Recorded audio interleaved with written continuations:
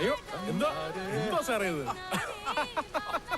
ഞാൻ അറിഞ്ഞില്ല സാർ ഇത്രയും വലിയ കമ്പനിയാന്ന്. ഇത്രയും വലിയ ഐറ്റമൊക്കെ കയ്യിലുണ്ടെന്ന് അറിഞ്ഞില്ല. പാട്ടൊക്കെ കേട്ട് ഡാൻസ് ഒക്കെ ചെയ്ത് ഇങ്ങനെ പൊളിക്കല്ലേ. ചുമ്മാ അന്ന് കണ്ടപ്പോ പേടിച്ച് വല്ലാതെ വിറച്ചു പോയി സാറേ. പുലിയല്ലേ? പേടിക്കണം പുഷ്പ. അപ്പോഴല്ലേ എന്റെ വില എന്താന്ന് നിനക്ക് മനസ്സിലാവും. ഇപ്പൊ നോക്ക്, നമ്മള് ഒരുമിച്ചിരുന്ന് അടിക്കുന്ന ഹാപ്പിയില്ല. എവിടെയാടാ പുഷ്പ? എവിടെ പോയി? വിളിച്ചു നോക്കട്ടെ. മുഹൂർത്തത്തിന് സമയമാവുന്നല്ലോ. വിളിച്ചിട്ട് കിട്ടുന്നില്ല. ഞാൻ ഒന്നുകൂടി വിളിച്ചു നോക്കാം. ഒന്നുകൂടി വിളിക്ക്. അല്ല പുഷ്പ, ഇന്ന് നിന്റെ കല്യാണംല്ലേ? ഇവിടെ ഇങ്ങനെ ഇരുന്നല്ല എങ്ങനെ ഇന്ന് പോണ്ടേ? അതിലൊക്കെ വലിയ കാര്യമുണ്ടോ സാറേ?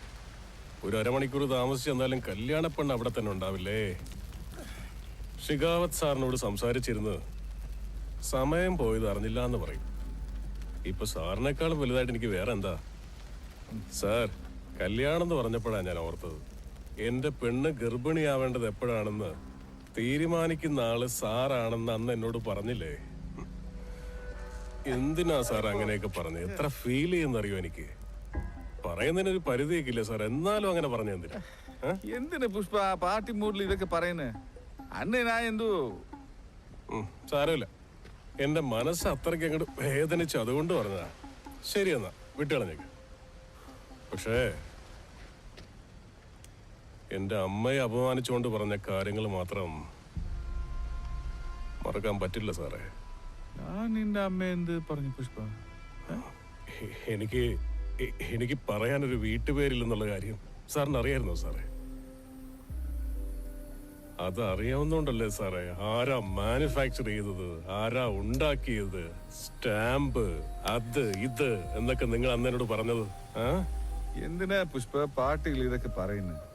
അന്ന് ഞാൻ പറഞ്ഞു ഇന്ന് എനിക്ക് വീട്ടുപേരില്ലെന്ന് എന്റെ ജന്മത്തെ ഉദ്ദേശിച്ചല്ലേ സാറ് പറഞ്ഞത്? അങ്ങനെയൊക്കെ പറയാന്ന് പറഞ്ഞ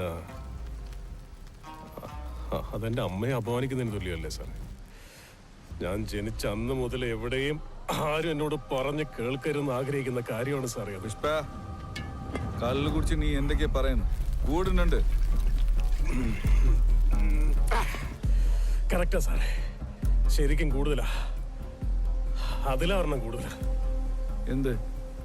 നിങ്ങളെ പോലെ ഒരെണ്ണം കുറവാണെന്നും പറഞ്ഞ് സസ്പെൻസും തരാൻ ഉദ്ദേശിക്കുന്നില്ല സാറേ ഞാൻ. അതിലൊരു ബുള്ളറ്റ് കൂടുതലാ. ഇതിലോ? അതെ സാറേ. 1 2 3 4 4 5 6 ഒരെണ്ണം കൂടുതലാ. പുഷ്പ, ഇത് സർവീസ് റിവോൾവർ. ഇതിൽ 6 ബുള്ളറ്റാ ഉള്ളത്. അന്ന് ഞാൻ എന്റെ കൈ ഇതുപോലെ ചുരുട്ടി പിടിച്ചപ്പോ അതിലേക്ക് ഇങ്ങനെ തോക്ക് വെച്ചില്ലേ? അന്ന് എന്റെ കൈ തുളച്ചു കയറി അകത്ത് പോവാതിരുന്ന ബുള്ളറ്റ് ഉണ്ടല്ലോ, അത് ഇതിൽ കൂടുതലാ.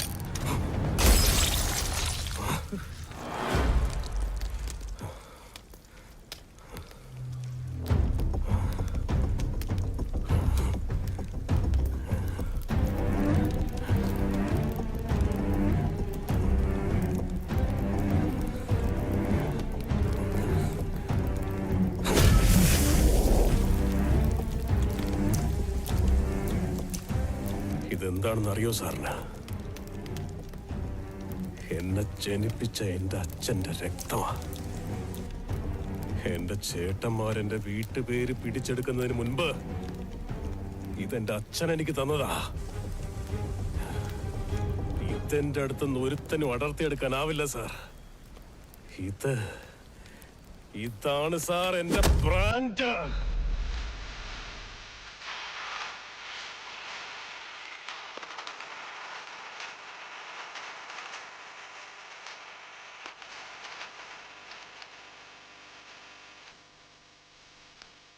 ബൻവർ സിംഗ് ഷിഖാവത്ത് സാറ്. എന്താടാ, ഒരു ബുള്ളറ്റിനെയും പേടിക്കുന്ന ബ്രാൻഡ് അല്ലടാ, സ്വന്തം അഭിമാനം ഉയർത്തിക്കിട്ടുന്ന ബ്രാൻഡാടാ ഇത്. അന്ന് നീ പറഞ്ഞ കാര്യങ്ങളെല്ലാം കേട്ട് ഈ പുഷ്പം മിണ്ടാതിരുന്ന എന്തുകൊണ്ടാന്ന് അറിയാവോടാ? എന്റെ അമ്മ കല്യാണം കഴിച്ചിട്ടില്ല.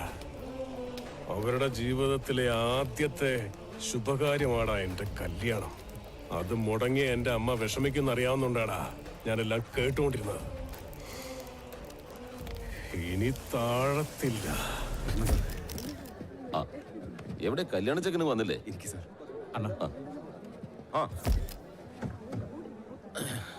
ശിഖാവത് സാറുമായിട്ട് ഒരു സ്പെഷ്യൽ മീറ്റിംഗ് ഉണ്ടായിരുന്നു. നീ എന്തൊക്കെ ചെയ്യുന്നെന്ന് എനിക്ക് ഇതുവരെ മനസ്സിലായിട്ടില്ല.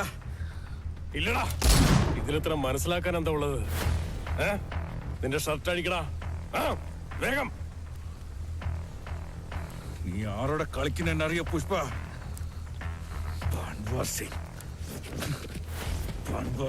ശിഖാവത്. അതെ, എന്നാ പാന്റും കൂടി ഊരി. എന്തിനടാ? ഇത്രയും വലിയ ശിഖാവത് സാർ ഉടുതുണിയില്ലാതെ പുഷ്പയുടെ മുമ്പിൽ ഇങ്ങനെ ഉരുകി വേർത്ത് നിൽക്കുന്ന കാണുമ്പോ എത്ര സന്തോഷമാണെന്ന് അറിയാവോ?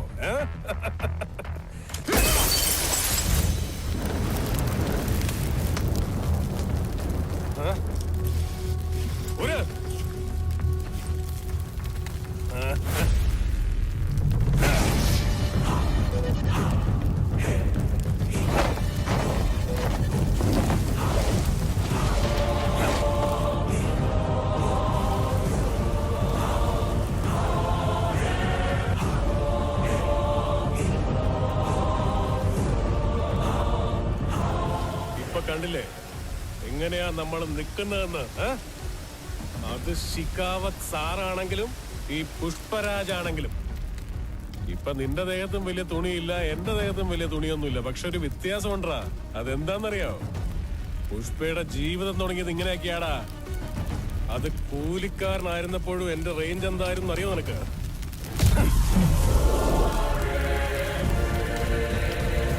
ഇതാടാ റേഞ്ച്. അപ്പോഴും അതേ റേഞ്ച്, ഇപ്പോഴും അതേ റേഞ്ചാടാ. ഈ വേഷത്തിൽ റോട്ടിലേക്ക് ഇറങ്ങിയാലും പുഷ്പയ്ക്കൊന്നും വരാനില്ലടാ.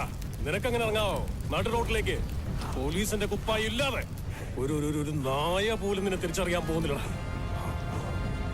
ബ്രാൻഡ് എന്ന് പറയുന്നത് വസ്ത്രത്തിൽ ഒട്ടിക്കേണ്ടതല്ലടാ, അത് ജീവിതം കൊണ്ട് ഉണ്ടാക്കാൻ നോക്ക്. അതെ ശിഖാവത് സാറേ, ഒരു കാര്യം ഒന്ന് ഓർമ്മിച്ചോ. പോകേണ്ട ലോഡ് മുഴുവൻ പോവുകയും ചെയ്യും, വരേണ്ട പണം വരികയും ചെയ്യും. ഒറ്റ പൈസ നിനക്ക് തരില്ല. നിനക്ക് ദേഹത്ത് യൂണിഫോം ഇല്ലാതെ ഇവിടെ ഒരു പണിയും ചെയ്യാൻ പറ്റില്ല. നിനക്കിനി സാർ എന്നുള്ളൊരു വിളിപ്പേര് മാത്രമേ ഉണ്ടാവൂ. ബാക്കി മുഴുവൻ ഞാനങ്ങ് എടുക്കും. പോട്ടെ ശിഖാവത് സാറേ.